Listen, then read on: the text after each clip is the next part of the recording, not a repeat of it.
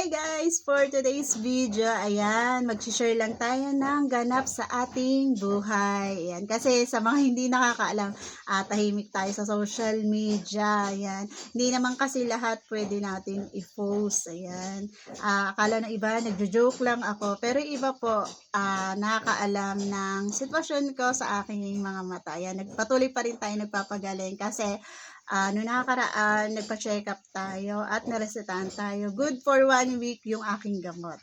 At sumunod naman po is eto, 1 month ko siyang gagamitin. 5 days lang to guys. 4 to 5 days nauubos ko na siya. Then bibili na naman ako every 3 hours every day. Ayan.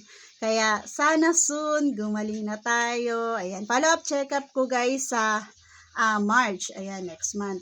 Sana okay na yung gamot na ibigay sa atin. Kasi sobrang hirap. Maarte ang lola nyo. Bawal tayong ma-expose sa init. Ayan. Bawal tayong alikabukan, mahanginan. Ayan. Masyadong masela ng mata ng lola nyo. Kaya, ayun, patuloy tayo magpapagaling. Kaya, kita-kits tayo soon sa mga charity. At syempre ngayon, kung may a-attendan ako mga charities, yung mga malalapit lang at saglit lang tayo dahil bawal nga tayong masyadong ma-expose sa init at hangin. Ayan. Kaya, ayun lang.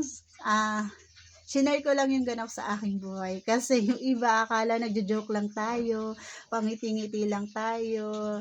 Ayan. Syempre, salamat din sa mga nag-o-offer, gusto akong tulungan. Ayan. At, kay Lord kasi nakaka-survive tayo sa ating panggamot. Ayan.